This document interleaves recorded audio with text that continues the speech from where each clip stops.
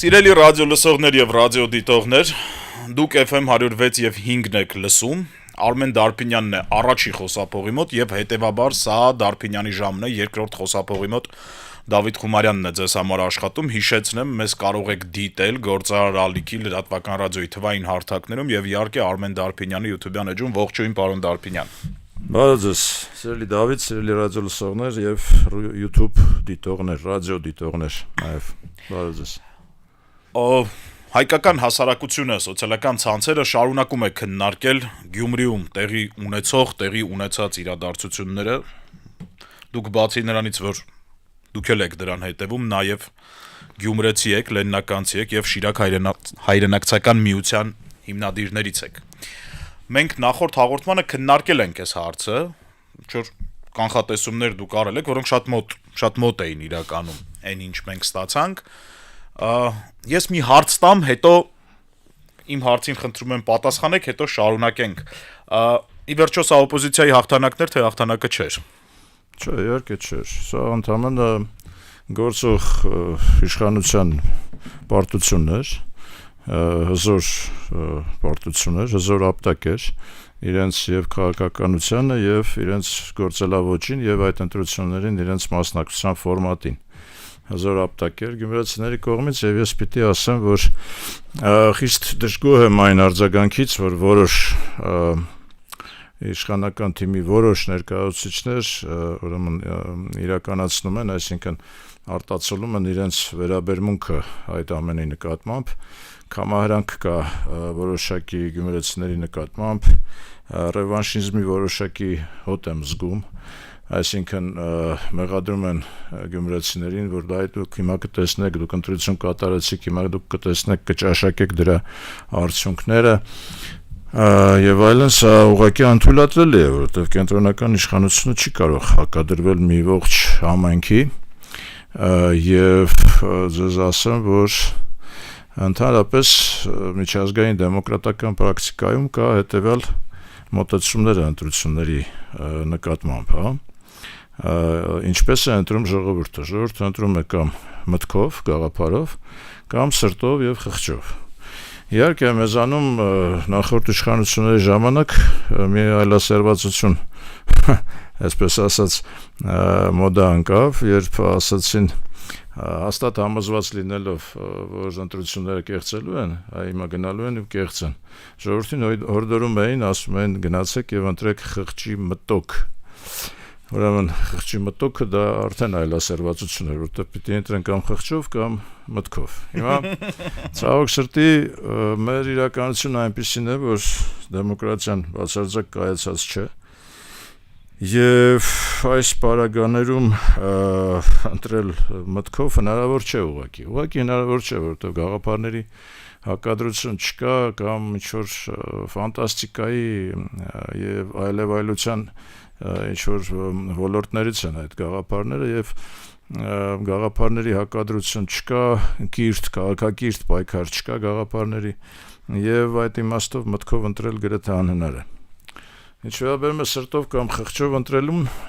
իմ կարծիքով եւս անհնար է, որովհետեւ երբ նայում ես այսօրվա քաղաքական դաշտին, շատ դժվար է պատկերացնել, որ որևէ մեկին կարելի է ընտրել խղճով կամ սրտով, հասկանում եք, որևէ մեկը այդպես սրտի մղում չի առաջացնում գոնե ինձ մոտ եւ կարծում եմ, որ մեր մեծամասնության մոտ հասարակության։ Բայց հայաստանյան հասարակությունը հնարեց մի երրորդ հնարքը, այսինքն սկսեց ընտրել ոչ թե մտքով կամ խղճով, այլ բնազդով։ Եվ բնազդային ընտրությունը տեղի ունեցավ 21 թվականին սկզբից, երբ Ղարաբաղյան հակամարտության պարտությունից հետո այնուամենայնիվ մեր հասարակությունը ժողովուրդը ընտրեց Նիկոլ Փաշինյանին եւ իր կուսակցությունը բնազդով ու ընդհանրապես թույլ չտալով նախկին իշխանություններին եւ պատկերավոր ասած Ղարաբաղյան կլանին նորից վերադառնալ իշխանության։ Դա բնազդային քվեարկություն էր, հասկանում եք, բնազդով ժողովուրդը հասկացավ, որ վերադարձ դեպի նախկին կարգեր ուղղակի վտանգավոր է։ Հիմա ես պիտի ասեմ, որ ժողովրդի բնազդը երբեք չի խաբում իրեն, երբեք չի սխալվում։ Այս անգամ եւս բնազդաբար ժողովուրդը մերժեց ըստ էության Գյումրիում, մերժեց քաղաքացիական պայմանագիրը, եւ սա շատ լուրջ, ինչպես արդեն խոսել ենք դրա մասին, շատ լուրջ ազդակ է, որովհետեւ նույն սցենարը կարող է կրկնվել, բնազդով քվեարկության սցենարը կարող է կրկնվել հաջորդ համապետական ընտրությունների ժամանակ եւ սրան պիտի բոլորը պատրաստ լինեն։ Ես կարծում եմ, որ հորդորում եմ նախ իշխանություններին կենտրոնական կառավարությանը վերջ տալ այդ կամահրանքին եւ գյումրեցիներին չմեղադրել։ Միակ մեղադրողը, միակ մեղավորը այս ամեն ինչի մեջ հենց իշխանություններն են, որոնք ուրեմն հասան նման արդյունքի իրենց գործելավոճով։ Եվ մյուս կողմից կհորդորեի նաև տվյալ դեպքում Վարդան Ղուկասյանին, որ ինքն էլ վերջ տա այդ, ասենք, Ղարսը, Արդահանը, Էրզրումը եւ այլն իդ բերելու այդ իր գայթակղությանը եւ Երևանը վերցնելու, ուրեմն եթե նա ընտրվի քաղաքապետ, որում ես դեռ այս պահի դրությամբ եւս կասկածներ ունեմ, որովհետև մենք ճամբարափոխության բազմաթիվ օրինակներ ենք ունեցել այս 35 տարիների ընթացքում, երբ մարդիկ անսկզբունքայնություն են դրսևորել, իսկ տվյալ պարագայում ընդամենը 2 հոգու, կարծում եմ, անսկզբունքայնություն կարող է ուրեմն գտնվի, այնպես որ եթե այնպես ստացվի, որ այնուամենայնիվ Վարդան Ղուկասյանը ընտրվի քաղաքապետ, ես կհորդորեի նրան կենտրոնանալ քաղաքային խնդիրների վրա եւ այդ պարագայում բազմաթիվ շիրակցիներ կարող են նաեւ օժանդակել քաղաքի զարգացման ծրագրերին, ամենայն դեպս ես ստանում եմ զանգեր հիմնականում արտասահմանում բնակվող գյումրեցիներից, որոնք իրենց պատրաստակամությունն են հայտնում Գյումրիում նորանոր տնտեսական ծրագրեր իրականացնելու, բայց դա հնարավոր կլինի միայն ստաբիլ իշխանության պարագայում, եւ ես կարծում եմ, որ այդ ստաբիլ իշխանությունը հնարավոր կլինի ձևավորել միայն ու միայն գրավոր տեքստ ստորագրելուց հետո կենտրոնական իշխանությունների եւ գործող այդ ավականին ընտրվեց ավականու տարբեր ուրեմն խմբակցությունների միջև որոշակի պակտ պիտի ստորագրվի, որովհետեւ եթե դա չստորագրվեց, դա բոլորին վնասելու է եւ առաջին հերթին վնասելու է քաղաքին, Գյումրիին եւ բնակչությանը, այսինքն ես կարծում եմ, որ գյումրեցիները արժան են ստաբիլ կառավարման, պրոֆեսիոնալ կառավարման, արժանի են, որպեսզի եւ Գյումրիի քաղաքապետարանը եւ կենտրոնական իշխանությունները ունենան պարզ համագործակցային ուրեմն մեխանիզմ համատեղ աշխատելու եւ պիտի գտնել այս մեխանիզմը։ Եթե նորից եմ կրկնում Ղուկասյանին հաջողվի ընտրվել քաղաքապետ, առանց այդ պակտի ստորագրման ոչ մի բան չի լինելու, որևէ մեկը նման համարձակություն չի դրսևորելու, ես նկատի ունեմ դրսի գյումրեցիներից, որոնք պատրաստ էին, ասենք թե օժանդակելու տնտեսական ծրագրեր իրականացնելու, որևէ մեկը չի համարձակվելու գա, եթե ստաբիլությունը չհաստատվի։ Դա նույնն է, երկրի պարագայում եւս նույնն է, երկրում ինվեստիցիոն ակտիվություն կարող է դրսևորվել միայն այն պարագայում, երբ կա քաղաքական ստաբիլություն։ Եթե դա չկա, կայունություն է, եթե չկա, ուրեմն դա չի հաջողվի անել։ Եվ կհորդորեի Ղուկասյանին նույնպես զերծ մնալ եւ զգույշ լինել, որովհետեւ իրենք կփորձեն հիմա օգտագործել տարբեր եւ ներքին եւ արտաքին քաղաքական ուժերը։ Պիտի կարողանա զերծ մնալ, շատ դժվարին վիճակում են գտնվում, ասեմ, եւ չգիտեմ կհաջողվի նրան դա իրականացնել թե ոչ, գումարած իհարկե որոշակի այդ շլեյֆը, որ իր հետևից կա, ասենք, հարուցված գործեր կան, որոնց վերաբերյալ անորոշություն կա եւ իշխանությունները իմ կարծիքով այստեղ եւս պատրաստ կլինեն ցանկացած զարգացումների եւ շատ դժվար իրավիճակ է, ես այդ իմաստով չի համարի, որ որևէ մեկը հաղթել է, ընդհանրապես իշխանությունն է պարտվել, իշխանությունն էլ չէ, կուսակցությունը, որը որ ներկայացվում էր այնտեղ կառավարող ուժի կողմից, դա է պարտվել, բայց որևէ հաղթանակ չկա եւ իհարկե դեռևս գյումրեցիներն էլ չեն հաղթել, Հայաստանն էլ չի հաղթել, որևէ մեկը չի հաղթել։ Մենք ունենք անորոշ իրավիճակ, որը կարող է նաեւ այնուհետեւ անդրադառնա նաեւ համապետական ընտրությունների ժամանակ, այսինքն այդ անորոշությունը կարող է բազմապատ։ Այդ դրա մասին է ուզում մի հարցել տալ Գյումրիից։ Արդյոք այս իրադարձությունները հանրապետության մասշտաբով իրադարձություններ են, այսինքն արդյոք թիմ ընտրությունը դարձավ համապետական մակարդակի իրադարձություն եւ արդյոք դրա ազդեցությունը համապետական մակարդակի է։ Լավ ջան, Գյումրին ամեն դեպքում պետք է լուրջ վերաբերվել եւ քաղաքին եւ այդ համայնքին պետք է լուրջ վերաբերվել։ Բնականաբար ամբողջ երկիրը հետևում էր այդ զարգացումներին, ինչպես է դա ընթանալու, առավել եւս որ այդ քննարկումները եւ ամբողջ այդ նախընտրական process-ը վայրագային ձևով գնաց եւ դրան տոն տվեց ուրեմն գործող կառավարությունը, ուրեմն այդ կյանքի մահու կռիվ տալու, այսպես ասած, իմ կարծիքով դրանով շատ իմաստով գրգռեցին նաեւ Վարդանին Ղուկասյան, որը հակահարված հարցրեց արդեն, այսպես ասած, թուրքական մոտիվներով այո, ամբողջ պետությունը, ամբողջ երկիրը հետևում էր այս ընթացքին եւ բնականաբար դրա արձագանքները երկրի մասշտաբով անպայման կլինեն, որովհետեւ Գյումրիին նորից եմ կրկնում չի կարելի այդպես թեթև աչքերով նայել։ Գյումրեցին շատ խորը բնազդային բան ունի, հատկություն ունի եւ իմ կարծիքով երբեք չի սխալվում։ Այսքանը Գյումրիից դեռ ժամանակ կա, մենք հասկանանք, ռադիոլսողներին հիշեցնեմ, որ դեռ պիտի ավականու նիստ գումարվի, որի ընթացքում պիտի ընտրվի այս կամ այն թեկնածուն, դեռևս խոստումները կան, բայց ինչպես պարոն Դարբինյանն է ասում, հնարավոր է փոփոխություններ լինել։ Հնարավոր են ցանկացած զարգացումներ եւ այդ ցանկացած զարգացումները որևէ կերպ չեն նպաստելու համայնքի բարգավաճմանը եւ իրավիճակի բարելավմանը։ Միակ ձև կա, երբ որ բոլորը միասին հավաքվեն, նստեն եւ մի հուշագիր ստորագրեն, սկզբունքները ֆիքսեն, ինչպես են իրար հետ աշխատելու ներառյալ քաղաքացիական պայմանագրի, ուրեմն այդ համայնքապետարանի ֆրակցիան։ Բոլորը միասին մի փաստաթուղթ ստորագրեն եւ աշխատեն քաղաքի խնդիրները լուծելու եւ ի նպաստ քաղաքի եւ ժողովրդի։ Միայն այդ դեպքում, որին ես մեծ կասկած ունեմ եւ չեմ հավատում անկեղծ ասած, ելնելով քաղաքական կուլտուրայի այն ցածր մակարդակից, որը որ մեզ մոտ կա, դրսևորվում է ընտրություններից ընտրություն, ցավոք սրտի եւ չի բարելավվում եւ այդ բարելավման համար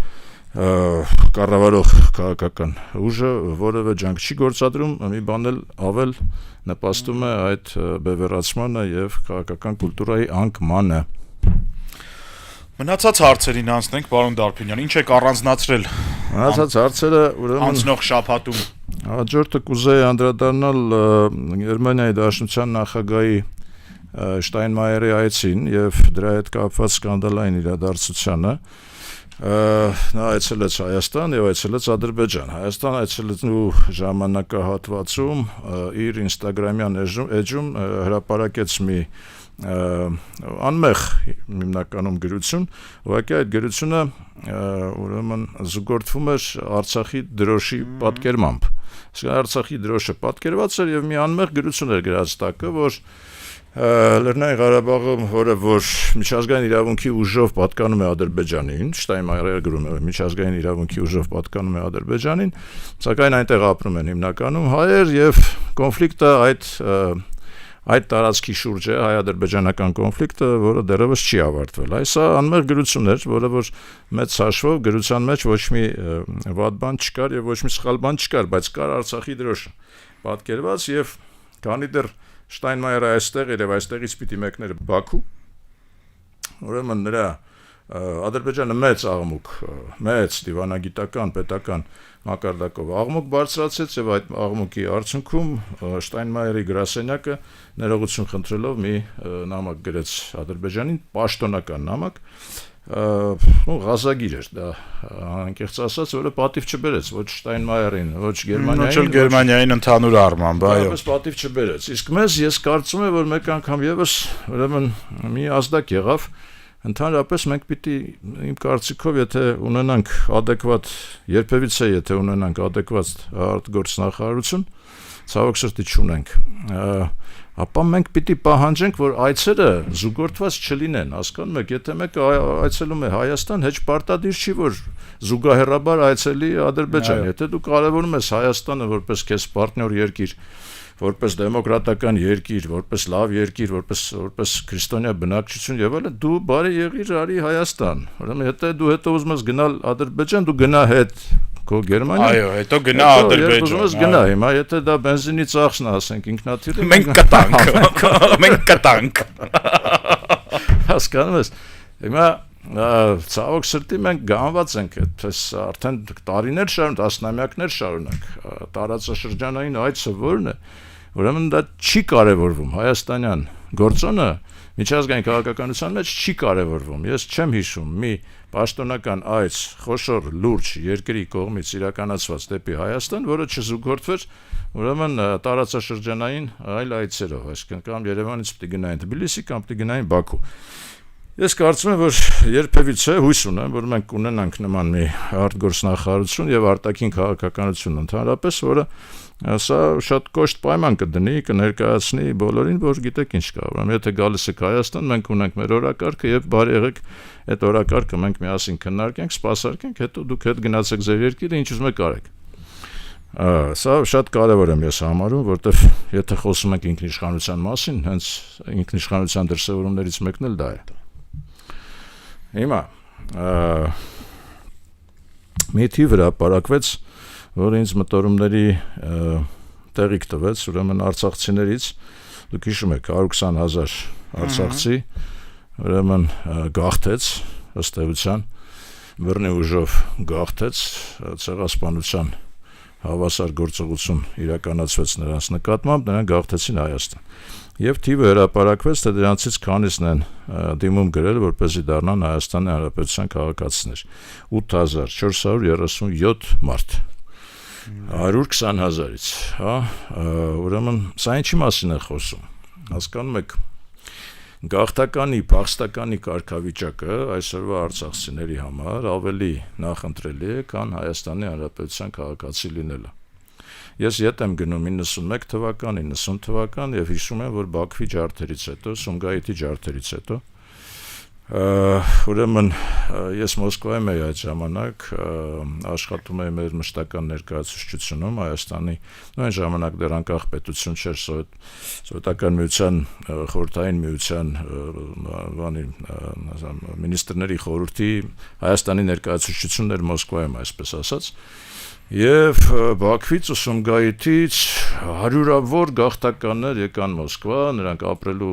տեղ չունեին եւ նրանք լցվեցին մեր դեսպանատան այն ժամանակ մշտական ներկայացուցչության շենքում, ապրում էին այնտեղ հենց հատակի վրա, հարյուրավոր, մոտ 500 հոգի մարդ կար այդ ժամանակ, եթե չասեմ, որ ավելի շատ, եւ մենք նրանց ասում ենք, դե գիտեք ինչ կա, գնացեք Հայաստան, ոնց էլ լինի, մենք ինչ որ բանով այնտեղ կարողանանք նպաստենք չէին համաձայնվում գնային, ինչու, որովհետև փախստականի կարգավիճակը միջազգայինորեն պաշտպանված է եւ նրանք ամեն դեպքում հնարավորություն կունենան եւ ունեցան։ Դրանք գրեթե ամբողջապես Բաքվից, Սումգայիթից, Գանձակից, Կիրովաբադից, ուրեմն ջարդերից փրկված հայերը գրեթե ամբողջությամբ լքեցին Հայաստան, Հայաստան չեկան, նրանք գնացին ամբողջ աշխարհով մեկ տեղավորվեցին փախստականների կարգավիճակ ունենալով։ Ես ցավում եմ, որ անցավ 35 տարի մենք նույն վիճակում ենք։ Այսօրվա արցախցիները եւս նախընտրում են լինել փախստական, ունենալու այդ կարգավիճակը եւ դիմելու տարբեր դեսպանատներ կարգավիճակից ելնելով իրենց ապաստան գտնելու ուրեմն խնդրանքով եւ ցանկությամբ դա նախընտրում են Հայաստանի Հանրապետությունում մնալու եւ Հայաստանի պետական պաշտպանվածության տակ լինելու ուրեմն այդ կարողա չի պաշտպանում, պարոն Դարբինյան, դրանից է էլի։ Երկե։ Այսինքն այս մարդիկ դուրս են գալի միտինգ են անում 50,000 դրամի համար, Facebook-ում զարհուրելի մեկնաբանություններ են կարդում արցախցիների Խնդիրը այն է, որ պետությունը այո չի պաշտպանում կամ բավարար չափով չի պաշտպանում, կամ մենք չենք ստեղծել այն պետություն, որի անձնագիրը նախընտրելի լինի փախստականի կարգավիճակից, սա շատ ցավալի է, սա ողբալի իրականություն է, իրադարձություն է եւ իհարկե դա նաեւ եթե տեսնում ենք թե ինչպես է զուգորդվում Արցախի նկատմամբ պետական քաղաքականության փաստորեն բացակայությունով զուգորդվում է չէ դրանով, որովհետեւ արտգործնախարարությունը հայտարարեց, որ մենք այժմ չունենք նման խնդիր ինչից հետո երբ Արցախի հանրապետությունը ուրեմն այդ նշանակովի նախագահի ստորագրությամբ լուծարվեց, այդ լուծարումից հետո մենք նման արդեն առարկա չունենք, դա շատ թույլ, շատ ոչ պատվաբեր, ոչ արժանապատիվ, շատ մեզ արժանի չի, մենք որպես ազգ նման հայտարարություն անելով, մենք մի հատ ղազագիր էլ նորից ստորագրում ենք անհասկանալի կերպով, այդ ղազագիրը ուղղված է ուղղակի բանին, էլի, երկինք, ոչ մի գետնին, ոչ մի բան չփոխող թուղթ է այդ։ Մենք ուղղակի եզերքին ուղարկեցինք այդ ղազագիրը, որ մենք նմանատիպ խնդիր չունենք, Արցախի խնդիր չունենք, ոնց չունենք։ Բա ով ունի, եթե մենք չունենք։ Բա այդ հայերը, որոնք Բայց հայերը հենց դրա համար են, հիմա մենք նախատում ենք կամ պետական մակարդակով ասում են ամոթ չեք անում, չեք գալիս, չեք վերցնում Հայաստանի Հանրապետության անձնագիրը, բայց մենք չէ որ չենք ստեղծել այդ պետությունը, որի անձնագիրը որոշակի երաշխիքներ կընդհանրեր եւ մարդը գերադասում է լինել փախստական կամ քաղաքացի, շատ ողբալի վիճակ է սա, որը նորից ավելանում է, այսինքն այդ ողբալիության աստիճանը ավելանում է մեր պետական մարմինների գործողություններից եւ նրանց կողմից հրապարակած պաշտոնական տեսակետներից, եթե նրանք գործ չունեն Արցախի հետ, արցախցին էլ պետք է գործ չունենա այս երկրի հետ, հասկանում եք։ Իսկ մենք գործում ենք մի հրաշալի, մի հսկայական մշակութային զանգված։ Մենք գործում ենք բարբառը, մենք գործում ենք, էլ չեմ ասում որ գործել ենք այնտեղ հարյուրավոր եկեղեցիներ։ Արդարության զգացումն ենք նաեւ գործում, պարոն Դարբին։ Ինչը տենց հավատը մեր երկրին, արդարության զգացումը, հավատը իրար հանդեպ, որպես ժողովուրդ, որպես հասարակություն։ Ես կհորդորեի Փաշինյանին եւ ամբողջ մեր կառավարող ուրեմն այս թիմին դադարել արդեն հերիք է ինչքան ղազագիր գրեցիք էլ, ասենք այդ ղազագրերը գնում են արդեն տիեզերք եւ մենք այնուամենայնիվ յուրաքանչյուր հայ ուզում է դիտակցել եւ իրեն զգալ որպես արժանապատիվ մարդ, արժանավայել դրսևորում ենք ուզում ենք, հասկանում եք, այդպես ղազագրեր ուղարկելով թուլացնում եք ազգը ուղղակի եւ շուտով բնազդային քվեարկություն կլինի, զգուշ եղեք։ Ալիևը հերթական լկտի հայտարարությունն արեց այդ ղազագրերի արդյունքում մենք ստանում ենք ավելի լկտի հայտարարություններ, ըստ որում Շտայնմայերին մասնակցությամբ, ներկայությամբ նա էլ գլխով էր տնտմբացնում։ Ինչ ասեց Ալիևը։ Ալիևն ասեց, ես շատ ուրախ եմ, ասեց, որ Փաշինյանը ապրել է գաղափարական էվոլյուցիա, ասեց շատ լավ զարգանում է, ասեց Ղարաբաղը Հայաստան է եւ վերջ արտահայտությունից եկավ հասավ Ղարաբաղը Ադրբեջան է եւ վերջ, ասում եմ շատ ուրախ եմ։ Շտայնմայերն էլ գլխով էր անում, համաձայնվում էր դրա հետ։ Ալիևը հիշեց նաև Տոնոյանին, մեր պաշտպանության նախարարին, որը ասաց հիշում եք նոր պատերազմ, նոր տարածքներ, ընդամենը ասում են, որ այդպես դուք Հայաստանի ներկայիս կառավարության այդպես խաղաղասեր մի դիտարկեք, որովհետև սա հենց այն կառավարությունն է, որի պաշտպանության նախարարը ասում էր նոր տարածքներ, նոր պատերազմ, իսկ ուրեմն վարչապետն ասում էր Ղարաբաղը Հայաստանը եւ վերջապես սրանք լուրջ մի վերաբերվեք, սրանք էլ են շատ ուրեմն ռևանշիստ, սրանք ամեն պարագայում պատրաստ կլինեն ռևանշի եւ այլն, չնայած մեր ստորագրված անընդհատ ղազագրերի, ամեն օր մի ղազագիր ստորագրում ենք, բայց ասենք ասում չէ, մի հավատացեք, անգամ այդ ղազագրերին մի հավատացեք։ Դե դա չեն հավատալու, էլ ինչու եք ստորագրում, հաջորդը, հասկանում եք, սա է իմ վրդովմունքը դրա հետ կապված։ Եվ Ալիևը, որը նաև Իսրայելի լավագույն պարտներներից մեկն է, հետևում է նաև Իսրայելի օրինակին։ Տեսեք, Իսրայելը հիմա Գազայի հատվածում բուֆերային զոնա է ստեղծում։ Ինչ է նշանակում բուֆերային զոնա, ճիշտ այնպես, ինչպես մենք ենք ստեղծել 7 շրջանները Ղարաբաղի շուրջ բոլորը, որ մենք ուրեմն տիրապետում ենք այդ տարածքներին, մենք բոլոր բանակցությունների ժամանակ եւ ընդհանրապես մեր հայտարարություններում ասում ենք դա բուֆերային զոնա է, որովհետեւ մենք պիտի ապահովագրված լինենք հերթական հարձակումից։ Հիմա այդ բուֆերային զոնայի անվան տակ Իսրայելը ոչնչացնում է, բնաջնջում է Գազայի հատվածի պաղեստինցիներին։ Նույն վարվելակերպը իրականացնելու է, մտադիր է իրականացնել Հեյդար Ալիևի որդին Իլհամ Ալիևը բուֆերային զոնա է ուզում ստեղծել Հայաստանի տարածքում, որը կլինի ապա միլիտարիզացված, ապա ռազմականացված, դա է նպատակը, այսինքն ինքը բոլոր հարթակներում դրա մասին խոսում է եւ դրան մենք նույնպես Դեռևս չենք արձագանքում, չեմ հասկանում ինչու եւ ինչպես։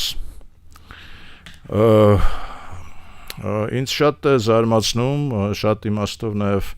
ցավացնում այն հանգամանքը, որ Չինաստանը դադարել է մեզ վերաբերվել որպես պարտներ երկիր եւ ցավոք սրտի մեր տարածաշրջանում Չինաստանը ընտրել է Ադրբեջանին։ Հասկանում եք, Չինաստանը կարևորագույն երկրներից մեկն է, որ այդ մեկ գոտի, մեկ ճանապարհ ծրագրով միլիարդավոր դոլարներ է ծախսում ճանապարհը ստեղծելու եւ դեպի Եվրոպա իր ուրեմն մուտքը ապահովելու։ Չինաստանի կոմունիստական կուսակցության արտաքին կապերի վարչության պետը, որը գտնվում էր Բաքվում, համաժողովի ընթացքում հայտարարեց, որ Զանգեզուրի միջանցքը կարևորագույն նշանակություն ունի Չինաստանի համար, հասկանում եք։ Մեկ եւ երկրորդը նա հայտարարեց, որ Ադրբեջանը Չինաստանի համար մեկ ջատագովն է եղել այդ ճանապարհի անցկացման եւ որպես պարտներ, որպես գործընկեր լավագույն գործընկերն է, հա։ Դա այն ֆոնին, երբ Չինաստանը Հայաստանում դեսպան չի նշանակում արդեն 10-րդ ամիսն է։ Հասկանում եք, Չինաստանը հզորագույն դիվանագիտություն ունի եւ մեծ եւ պատմություն եւ ժառանգություն եւ ուրեմն ընդունված կարգեր, հա։ Սա ապտակ է, սա դիվանագիտական ապտակ է Հայաստանին, երբ դեսպան չի նշանակում։ Ուզում եի ռադիո լսողներին ասեի, որ դա բան չի, այսինքն չինական արտաքին գործերի նախարարության կադրային քաղցի խնդիր չի, հա, որ 10 ամիս է մենք դեսպան չունենք, դա հստակ ազդանշան է հայկական կողմին, որ երկկողմ հարաբերություններում խնդիր կա եւ դրա համար դեսպան չի նշանակվում։ Առողջ հարաբերություններ ունեցող պետություններում տենց չի լինում։ Սա ուղղակի ազդակ է մեզ, որ իրենք ուղղակի արդեն հույսները կորցրել են մեր հետ որևէ համագործակցություն ձևավորելու։ Ես հիշեցնեմ, որ ժամանակ կար, երբ նրանք մեզ դիտարկում էին որպես ստրատեգիական պարտներ, հակատուրքական, այսպես ասած, կոալիցիա, եւ մեզանով էին տեսնում այդ ճանապարհը, բայց մեր անողնաշար, անհասկանալի, անհեռատես ուրեմն քաղաքականության արդյունքում դրանք ուղղակի ձեռք քաշեցին։ Նրանք հասկացան, որ չէ, սրանց հետ գործ ունենալը չէ, սրանք ոչ մի ստաբիլություն չունեն։ Մի օր մի բան են ասում, երկրորդ օրը երկրորդ բանն են ասում, եւ արդեն իրենք բանը խաղադրույքը դրեցին Ադրբեջանի վրա, եւ Ադրբեջանի հետ այդ գործակցությունը նրանց շարունակում է։ Ես բանը պաշտոնական հայտարարությունը ցիտեցի։ Հիմա մենք ինչ պիտի անենք այդ հայտարարության հիման վրա։ Զանգեզուրի միջանցքի վերաբերել է հայտարարությունը։ Ուրեմն եթե Զանգեզուրի միջանցքը Չինաստանին է պետք, սա մի քիչ փոխում է որակը, հասկանում եք, մեր ամբողջ ընկալումները կայանում են նրանում, որ այդ միջանցքը ընդամենը մեզ պարտադրում են պանթյուրքիզմի գաղափարախոսությունից ելնելով, որպեսզի մենք ապահովենք միջանցքը թուրքական աշխարհը իրար միացնելու համար։ Եթե միջանցքը հարկավոր է Չինաստանին, իսկ մենք գիտենք, որ միջանցքը հարկավոր է Ռուսաստանին նաև, երևի թե ինչ որ չափով միջանցքը հարկավոր է Միացյալ Նահանգներին կամ ասենք հավաքական արևմուտքին, ելնելով այսօրվա իրավիճակից արևմուտքի Ռուսաստանի հնարավոր ուրեմն կապերի եւ համագործակցության հեռանկարից ելնելով, եթե այս միջանցքը հարկավոր է աշխարհի ուժերներին, ուրեմն մենք այստեղ խաղի տեղ ունենք։ Վերջը պետք է մի բան դրա դիմացը ստանալ։ Ինչ որ մի բան պիտի մենք այստեղ անենք, հասկանում եք, ոչ թե ուղղակի ասենք, որ չէ, միջանցքը չէ, որովհետեւ չէ։ Որովհետև նորից եմ ասում, մեր պատկերացումները սահմանափակվում են նրանով, որ այդ միջանցքը ընդամենը կապում է թուրքական աշխարհը։ Եթե սա հարժեշտ է Չինաստանին, ուրեմն հաջորդ քայլը մենք պիտի անենք։ Դա ասենք եկեք հարգելի չինացիներ, մի հատ հասկանանք ձեզ ինչքանով է անհրաժեշտ, ո՞րն է այն ուրեմն ապրանքների ծավալը, որը դուք դիտարկում եք տարվա կտրվածքով, որ այս միջանցքով անցկացնելու եք։ Մեծ ուրախությամբ մենք պատրաստ ենք այդ միջանցքով ձեր ապրանքները անցկացնել, եկեք քննարկենք, դուք էլ փողը դրեք, սարքենք այդ բանը, միջանցքի հետ կապված, թե երկաթուղին, թե ճանապարհները, ավտոճանապարհները եւ այլն։ Սա փոխում է ուղղակի իրավիճակը, հասկանում եք։ Մենք դրան չենք անդրադառնում, նորից կարծես տենց փակում ենք մեր աչքերը եւ ուղղակի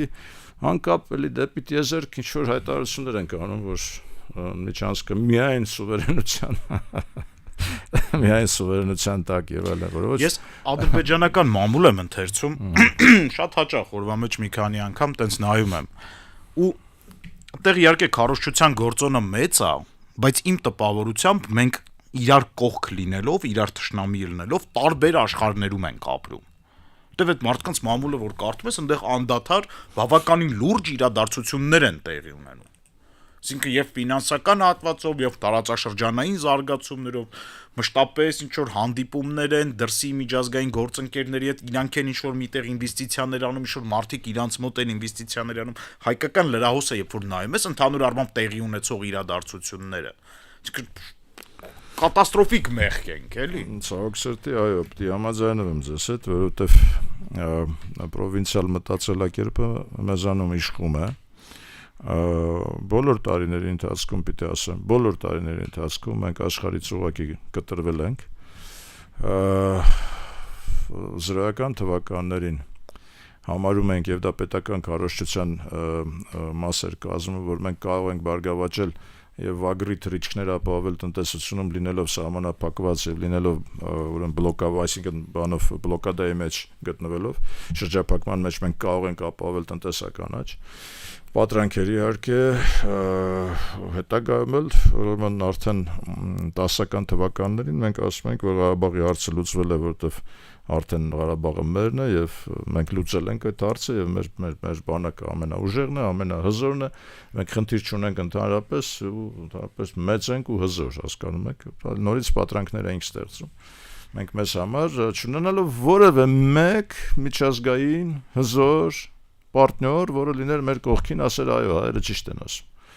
Արդյունքում մենք ինչ-որ բան ենք ասում եւ ասում ենք դեպի տիեզերք, որը ոչ մեկի համար ընկալելի չէր։ Ադրբեջանը շատ ավելի ռեալ քաղաքականություն է վարում, ռեալ պոլիտիկի կողմնակից է, իդեպ ասեմ, որ ռեալ պոլիտիկի այսօրվա աստիճանական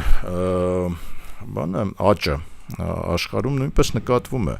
Այսինքն ռեալ պոլիտիկը հաղթում է աստիճանաբար միջազգային ինստիտուտներին, միջազգային կարգին։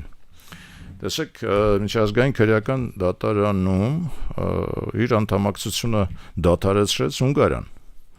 եւ հայտարարեց, որ ուրեմն մեծ հաճույքով կընդունի իր տարածքում Բենջամին Նետանյահուին, Իսրայելի վարչապետին, որը միջազգային քրեական դատարանի կողմից որպես հանցագործ է հայտարարված եւ նրան պիտի օրինակ Հունգարիան բռներ եւ ձերբակալեր եւ արտահանձներ դատարան։ Բայց Հունգարիան դուրս եկավ այդ դատարանից։ Ուրեմն ինչ հայտարարեց դրանից անմիջապես հետո Բելգիայի վարչապետը հայտարարեց, ասես գիտեք ինչ կա։ Ռեալ պոլիտիկա այնուամենայնիվ ավելի կարևոր է, քան այդ ուրեմն ձևականությունները, միջազգային դատարան, բան եւ այլն, եւ եթե Նետանյախուն ուրեմն որոշում կայացնի գա Բելգիա, մենք էլ հավանաբար նրան կընդունենք ու չենք ձերբակալի, հասկանում եք։ Հիմա մենք այդ Ռոմի ստատուտի մասին, այս կանոնակարգը Ռոմի, որ մենք ընդունեցինք, անհասկանալի կերպով, այսինքն բացարձակ ժամանակավրեպ։ Միշտ ուշանում են, պարոն։ Այսինքն մենք Հռոմի ստատուտը ստորագրում ենք, դրանից ամիսներ հետո ինքը դառնում է ֆանտաստիկ ոչ ակտուալ մի հատ փաստաթուղթ, էլի, այսինքն անպետք։ Ուղղակի իզուր տեղը մենք ջղայնացրեցինք Պուտինին։ Այսինքն մենք եվրոինտեգրացիա ենք սկսում, Եվրամիությունը քանդվում է, այնտեղ ինչ-որ ուրիշ ալյանս, այսինքն միշտ մենք ինչ-որ տենց այդ բանը Ֆայնա Ռանևսկայան ասում էր «Не попадает в ноты» կոմպոզիտոր Մուրադելի կար բանը իմիջալոց հայկական ծագում ունեցող վերացական կոմպոզիտոր էր Մուրադելի, ասում էր բան մի փոխարեն մույա սրա մոտ ռեի փոխարեն մի խոսքով ռա բացակ նոտաները չենք ընկնում էլ ասենք մենք միշտ փուստ ենք խփում ու ստացվում է շատ հիմար ակորդներ այդ ամեն ինչի արդյունքում Եվ իհարկե մենք ջղայնացրեցինք Պուտինին եւ իսկ Պուտինը հասարակ մարդ չէ, բավական հիշաչար մարդ է իմ գնահատմամբ եւ դժվար դա աններելի սխալ էր ուղղակի, ասենք ինչ նա չի գա Հայաստան, մինչեւ մենք դուրս չգանք այդ ստատուտից, այդ ակնհայտ է ինձ համար, իսկ չգալը նշանակում է նաեւ չաջակցել, նաեւ չպաշտպանել, նաեւ չլինել մեր կողքին։ Իմիջալոց մայիսի 9-ն է մոտենում եւ հրապարակվեց արդեն Ռուսաստանում պաշտոնապես այն երկրների ցանկը, որոնց ղեկավարները համաձայնություն են տվել գալ եւ մասնակցել այդ տոնական շքերթին 80-ամյակի մեծ հայրենական պատերազմում հաղթանակի 80-ամյակին նվիրված շքերթը լինելու եւ այդ երկրների ցանկում են խոշորագույն երկրները՝ Չինաստան, Հնդկաստան, Բրազիլիա, էլ չեմ ասում Հարավային Աֆրիկա, ասենք, գիտեք, Եվրոպական միությունից մասնակցության համաձայնություն է տվել Սլովակիայի վարչապետ Ֆիցոն, այսինքն մի հոգի լինելու է։ Օրբանը չի լինելու, որտեղ Հունգարիան Գերմանիայի կողմնակից էր, այն ժամանակ իրենք պարտվեցին, դա համար ինքը մի քիչ տոնելու բան չունի։ Տոնելու առանձնապես պարոն Օրբանը։ Բայց ինչ ստացվեց, որ Ռուսաստանը, ասենք, ավելի շուտ արևմուտքը մեկուսացվեց, քան Ռուսաստանը մեկուսացվեց, այս բոլոր սանկցիաների արդյունքում, այնուամենայնիվ Ռուսաստանը իրեն վատ չի զգում այդ տարածաշրջանում եւ BRICS-ը ուժեղացնելով եւ այս Տրամփի գործոնը օգտագործելով, քայքայելով նաեւ արևմտյան այդ միասնությունը, միասնականությունը, այդ թվում նաեւ մայիսի 9-ին իմ կարծիքով դա ցայտուն կերպով կարտահայտվի։ Աշխարհը ալեկոծվել է, Տրամփը հայտարարել է տարիֆների պատերազմ ամբողջ աշխարհին, ընդհանրապես շատ է սիրում նա այդ թեման, տարիֆները բարձրացնելու եւ միջազգային առևտրում Միացյալ Նահանգների դեֆիցիտը, ուրեմն ընդհանրապես արտակարգ իրավիճակ է հայտարարել նախագահ Տրամփը Ամերիկայի Միացյալ Նահանգներում, արտակարգ իրավիճակ, ինչու, որովհետեւ առևտրային դեֆիցիտը տարվա կտրվածքով կազմում է 1.2 տրիլիոն դոլար։ Ասում է հերիք եղավ, արդեն մենք պիտի ամբողջ աշխարհին սովորացնենք, որ մենք պես դժոխք կողմ պիտի չլինենք առևտրի մեջ, եւ մենք պիտի կարողանանք այն բոլոր արտադրանքները, որոնք որ ժամանակին գաղթեցին Միացյալ Նահանգներից դեպի Չինաստան եւ դեպի ասիական երկրներ, մասնավորապես ասենք տեքստիլը ամբողջությամբ գնաց Վիետնամ, Կամբոջա, ուրեմն այդ երկրները Կամբոջայի նկատմամբ թափես մոտ 49%-անոց турք է, ինչու, որտեղ այնտեղ ասենք թեթև արդյունաբերության ամբողջ զանգվածը Վիետնամ, Կամբոջա, Լաոս այդ երկրների նկատմամբ խայտառակ մեծ տարիֆներ բանարեցին, Տայվանի նկատմամբ շատ մեծ տարիֆ է, ինչու, որտեղ այդտեղ այդ կիսահաղորդիչները որ Տայվանն է արտադրում, հիմա ասում եկեք մեր մոտ արտադրեք, եկեք մեր մոտ դուք արտադրությունը տեղափոխեք Միացյալ Նահանգներ, սա է խնդիրը։ Այսինքն ռեինդուստրիալիզացիայի մասին է խոսքը գնում Միացյալ Նահանգների, սա եւս մեկ ապտակ է մեր այն տեսաբաններին, որոնք ժամանակին ասում են, որ մեզ ուրեմն բանը post-industrial մենք բանենք էպոխա ենք անցել, այսինքն եկել ենք post-industrial ինչ-որ հասարակարգ, որի ինդուստրիայից հետո է գալիս է սպասարկման ոլորտի գերակայությունը, ոչ բացարձակ ինչը ոչինչ է, չէ՞, տնտեսական տեսանկյունից, բացարձակ ապուշությունը ամեն ինչը սպասարկման ոլորտը տենց գոյություն ոչ մի բան է, հրաժարվել արտադրությունից հնարավոր չէ եւ հիմա նույն բանն անում է Տրամփը, ուղղակի դա ապացուցում է ամբողջ աշխարհին պարտադրելով նորից վերադարձնել ուրեմն ժամանակին արտահոսք ունեցած ինվեստիցիաները բերել նորից Միացյալ Նահանգներ եւ արտադրանքը այնտեղ իրականացնել։ Մենք կորցրեցինք, հիշեցնեմ, սովետական միությունից ժառանգած ամբողջ արդյունաբերական հզորությունները։ Եվ վերջացնեմ այսօրվա մեր զրույցը ուրեմն հետաքրքիր մի փաստով Շվեյցարիայից նորից։ Ուրեմն երկու տիպի երթման տեքստ կա այնտեղ պետական պաշտոնյաների համար։ Ռուսերեն լավ է թարգմանվում, մեկը կոչվում է կլյատվա, մյուսը պրիսյագա։ Մեր մոտ երկուսն է երթում, բայց այդպես, այսինքն ուրեմն այս կլյատվայի մեջ Աստված կա։ Այսինքն հանուն Աստծո, ասում են մենք ուրեմն խոստանում ենք, որ հավատարիմ կլինենք սահմանադրությանը։ Մյուսի մեջ Աստված չկա, այսինքն անաստվածների համար առանձին է, հավատավորների համար առանձին, այո։ Ես կարծում եմ, քանի որ մեր մոտ անաստվածների թիվը իշխանության մեջ ավելացավ վերջերս խիստ, մենք էլ ես կարծում եմ, որ երկու տիպի ուրեմն երթումնակալության բան պիտի ունենա, չէ՞ որ նախարարները եւս երթվում են, չէ՞, այո, նշանակման ժամանակ եւ падգամավորները եւ նախարարները պիտի ունենանք Աստծո կամոք, այսպես ասած, երթումը եւ անաստվածների համար առանձին մի բան մշակենք երևի, դրանով տարբերակենք գոնե, էլի։ Եվ առաջարկում եմ անվանենք Վարդան Ղուկասյանի երթում եւ Արսեն Թորոսյանի երթում, հա, այդպես։ Դուք ասաց։ Սիրելի ռադիո լսողներ, Դարփինյանի ժամն եք դուք լսում, այսօր այսքանը, հաջորդ շաբաթ կհանդիպենք։